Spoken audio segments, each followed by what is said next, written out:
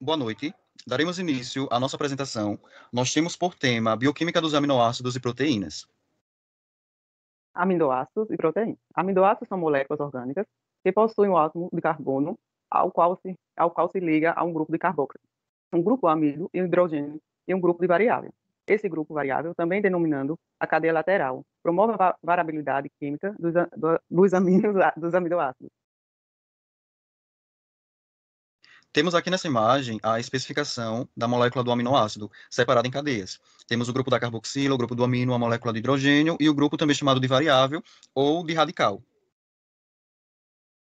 As proteínas são moléculas formadas por aminoácidos que se juntam para formar cadeias longas. Aproximadamente metade dos aminoácidos que precisamos são produzidos pelo nosso próprio corpo. Outros, entretanto, precisamos ser obtidos por meio de alimentação. Temos aqui um exemplo da cadeia das proteínas, onde as proteínas são formadas por moléculas de aminoácidos.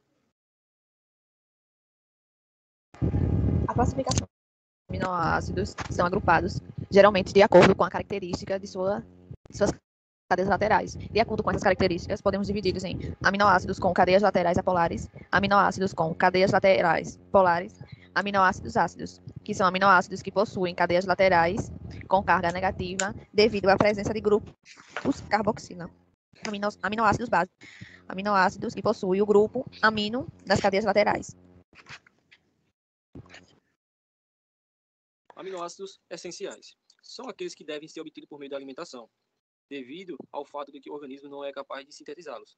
Nas crianças, considera-se ainda mais um aminoácido como essencial, a histidina. Aminoácidos essenciais.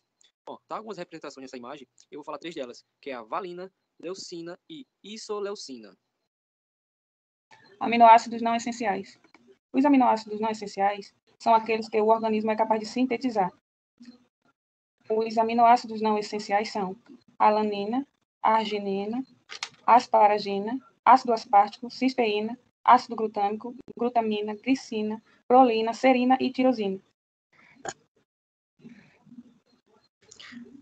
Se tratando das propriedades ácido-básicas dos aminoácidos, os agrupamentos amino e ácido encontram-se na forma ionizada quando em solução.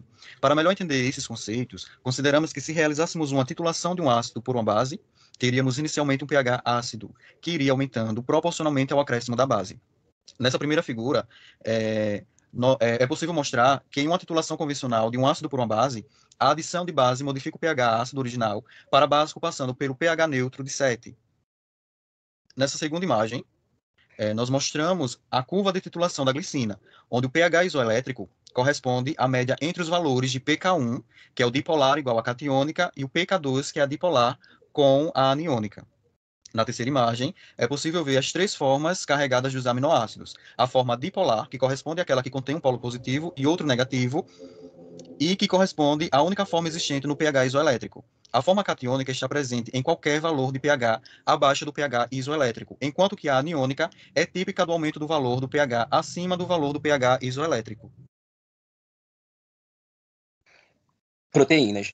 As proteínas são nutrientes essenciais ao organismo humano, que consistem em macromoléculas biológicas formadas por um ou mais cadeias de aminoácidos.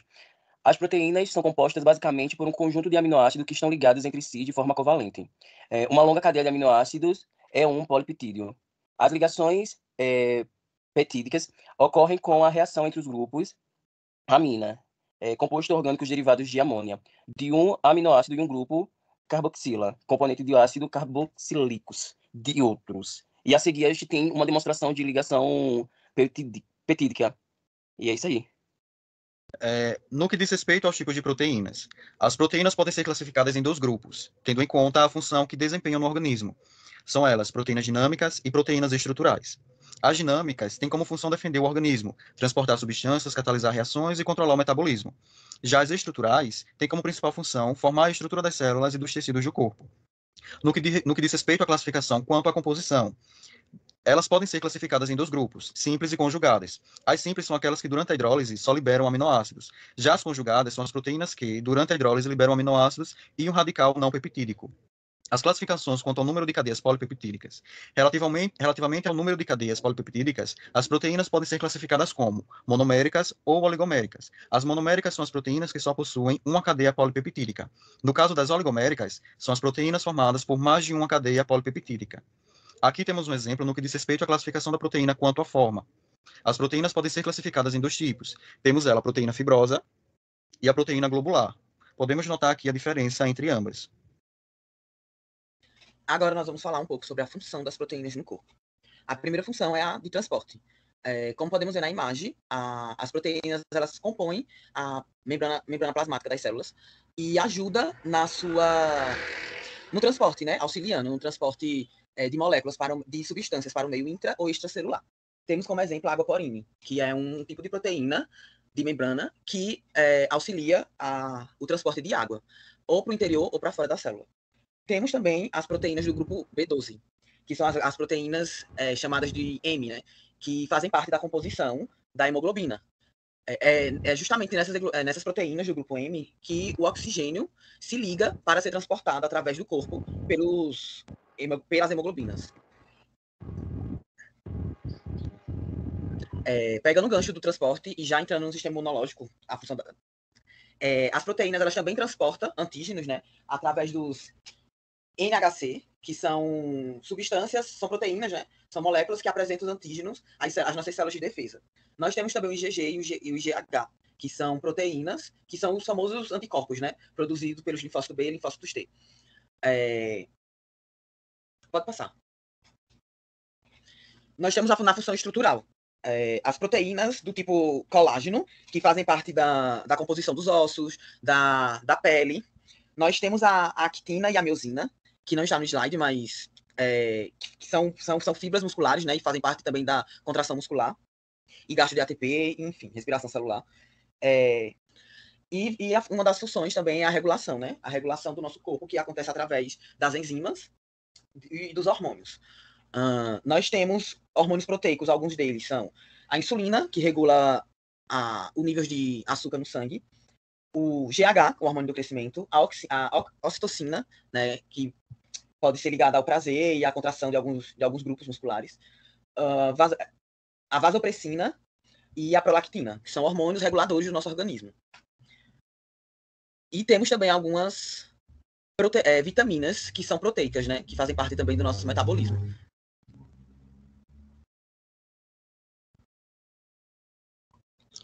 E para finalizar, temos aqui as proteínas e alimentação, ou seja, as fontes onde podem ser encontradas as proteínas. Na digestão, as proteínas são expostas a um ácido e à hidrólise, e assim ocorre a sua desnaturação. As proteínas podem ser de origem animal e de origem vegetal. Temos aqui essa tabela onde especifica, basicamente, o que pode ser encontrado em ambas.